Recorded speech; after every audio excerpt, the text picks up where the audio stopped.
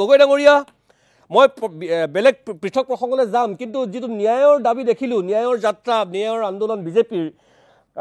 ৰাজ্যিক বিজেপিৰ সভাপতি গৰাকীয়ে আপোনাক লক্ষ্য কৰিবলৈ পৰিলক্ষিত হৈছে তেখেতে প্ৰশ্ন কৰিছে কোন অখিল গগৈ মুখ্যমন্ত্ৰীৰ পদত্যাগ দাবী কৰিবলৈ অখিল গগৈ কোন অখিল গগৈ মিয়া প্ৰেমী আৰু মিয়া প্ৰেমী অখিল গগৈৰ কথা অসমৰ ৰাইজে নুশুনে গগৈ ডাঙৰীয়া আপোনাৰ প্ৰতিক্ৰিয়া প্ৰথম মোৰ প্ৰথম প্ৰতিক্ৰিয়াটো হ'ল যে বিজেপি দলে আৰু তেওঁলোকৰ চৰকাৰে অসমৰ মানুহক ন্যায় দিব লাগিছিল কিন্তু তেওঁলোকে ন্যায় দিয়াত ব্যৰ্থ হোৱা বুলি উপলব্ধি কৰিছে আৰু উপলব্ধি কৰি যাতে কোনেও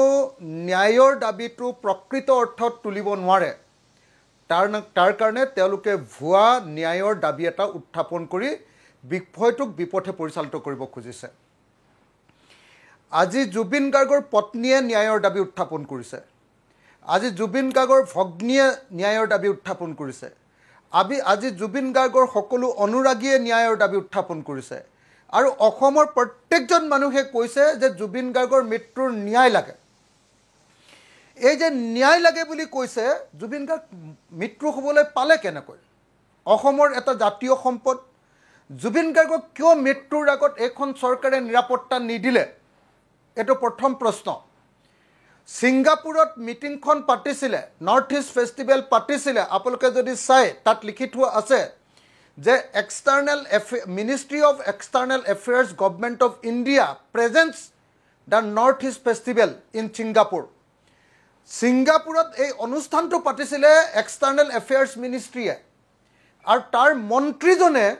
তাৰ মন্ত্ৰীজনে যিজন মানুহো এই মৃত্যুৰ কাৰণে জগৰীয়া প্ৰত্যক্ষ বা পৰোক্ষভাৱে জগৰীয়া কাৰণ তেওঁৰ উদ্যোগত গৈ সিংগাপুৰত এই পাতিছিলে নৰ্থ ইষ্ট ফেষ্টিভেল পাতিছিলে আজি সেই মন্ত্ৰী প্ৰবৃত্ত মাৰ্ঘেৰিটা ডাঙৰীয়াই নলবাৰীলৈ গৈ জুবিন গাৰ্গৰ মৃত্যুৰ ন্যায় বিচাৰিছে গতিকে এতিয়া আচলতে মই ভাবোঁ যে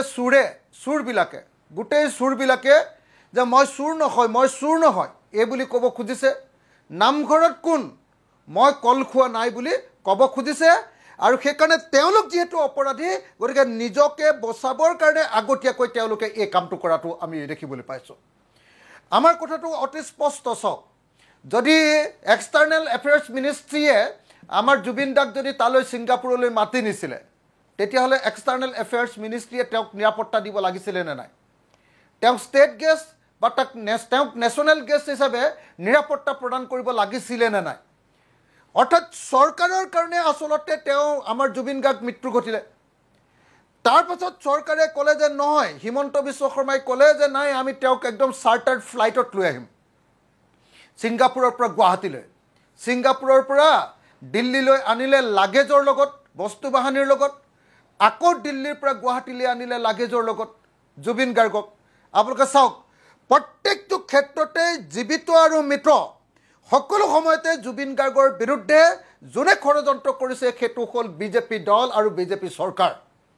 গতিকে বিজেপি দল আৰু চৰকাৰেই জগৰীয়া আৰু সেই বিজেপি দল আৰু চৰকাৰে আজি ন্যায় দিব লাগে কিন্তু তেওঁলোকে আজি কি কৈছে তেওঁলোকে আজিৰ দিনটোত কোনোবাই কৈছে ন্যায়ালয়ে ন্যায় দিব আমি সকলোৱে জানো যে ন্যায়ালয় যদি ন্যায় দিব লাগে প্ৰথমতে পুলিচে প্ৰথমতে এক্সিকিউটিভে প্ৰথমতে পুৰা শুদ্ধ চাৰ্জশ্বিট দিব লাগিব এভিডেন্স দিব লাগিব ষ্টেটমেণ্ট দিব লাগিব ডকুমেণ্টছ দিব লাগিব আৰু সেইটো বৈধভাৱে দিব লাগিব আজি ছিংগাপুৰ বিদেশৰ দেশ এখনৰ পৰা যেতিয়া এভিডেন্স আনিব লাগে এনেকুৱা ধৰণৰ ঘটনাৰ বা ষ্টেটমেণ্ট যদি আনিব লাগে যদি এভিডেন্স আনিব লাগে ভাৰতৰ BNSS 2023 ভাৰতীয় নাগৰিক সুৰক্ষা সংহিতাই স্পষ্টভাৱে কৈছে যে 112 নম্বৰ ধাৰাই অতি স্পষ্টভাৱে কৈছে যে তাৰ পৰা যদি কিবা বস্তু আনিব লাগে 112 নম্বৰ ধাৰা অনুসৰি লেটাৰ অফ ৰিকুৱেষ্ট পঠিয়াব লাগে আৰু সেই লেটাৰ অফ ৰিকুৱেষ্ট পঠিয়াব লাগে ন্যায়ালয়ৰ জৰিয়তে এতিয়া সেইটো কৰা নাই তাৰ বিপৰীতে 32 দিনৰ মূৰত এতিয়া আয়োজনক নপঠিওৱাকৈ SIT খনক আয়োজন যোৱা নাই দে আপোনালোকে চাওক কেছৰ আয়োজন যোৱা নাই ছিংগাপুৰলৈ SIT-খনক পঠিয়াইছে 32 দিনৰ মূৰত তালৈ গৈছে আৰু 32 দিনৰ মূৰত কি পাবগৈ আপোনালোকে যদি একদম ভিতৰৰ তথ্য চাই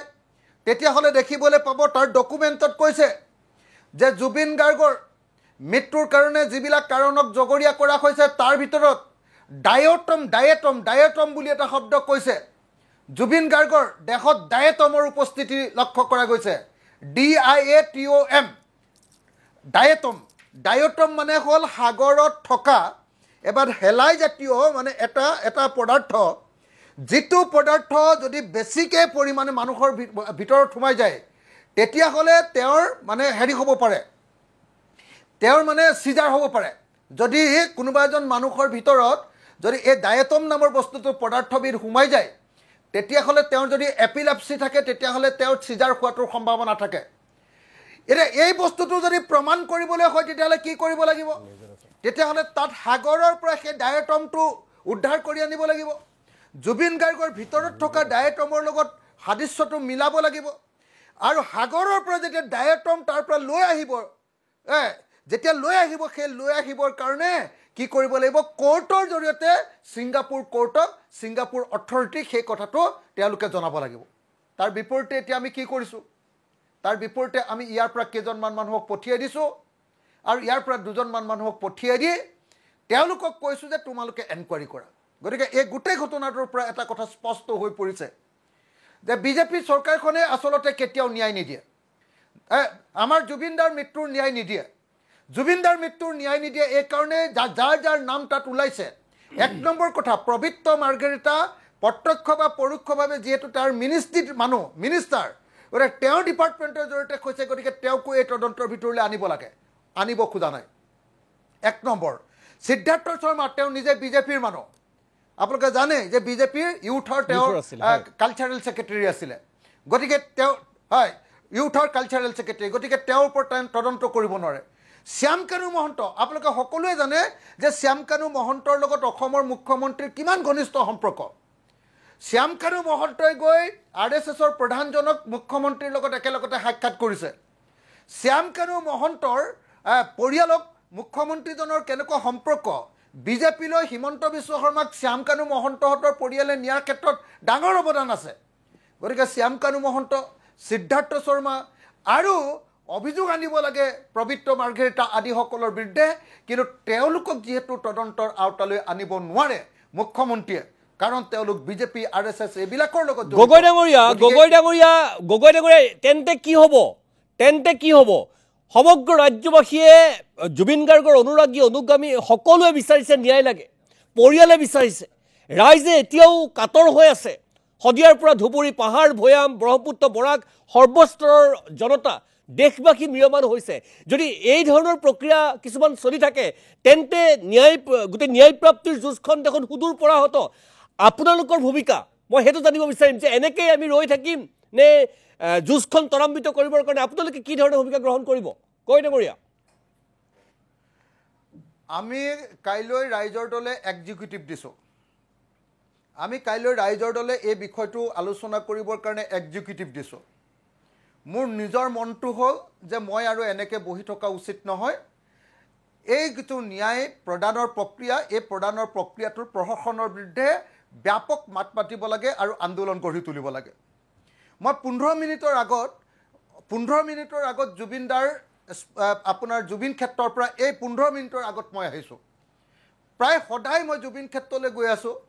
19 তাৰিখৰ পৰা আজিলৈকে কোনো ৰাজনৈতিক বা সামাজিক বা ৰাজহুৱা কাম কৰিব পৰা নাই মনটো সম্পূৰ্ণৰূপে একেবাৰে হেৰি হৈ গৈছে একদম অকল জুবিনদা হৈ আছে কিন্তু আমি মাত পাতি এটা আন্দোলন আগুৱাই নিয়াটো বাদেই দিয়ক আমি এখাৰ মাত পাতিলেও কয় যে অখিল গগৈ ৰাজনীতি কৰিছে আনকি আমি ভয় খাই আছোঁ যে পৰিয়ালৰ মানুহবিলাকেও আচলতে এনেকৈ মাত মতাটো বিচাৰিব নে নিবিচাৰিব তো পৰিয়ালৰ ভূমিকাটো কেনেকুৱা হ'ব এই আটাইবিলাক চাই থকাৰ কাৰণে আচলতে আমি এতিয়ালৈকে ষ্টেণ্ড ল'ব পৰা নাছিলোঁ কিন্তু এই গোটেই বিষয়টোৰ ওপৰত এটা সিদ্ধান্ত ল'বৰ কাৰণে কাইলৈ আমি ৰাইজৰ দলে আমাৰ কেন্দ্ৰীয় কাৰ্যালয়ত অতি জৰুৰী কাৰ্যনিৰ্বাহক সভাৰ আয়োজন কৰিছোঁ আৰু কাইলৈ সভাতে আমি সিদ্ধান্ত গ্ৰহণ কৰিম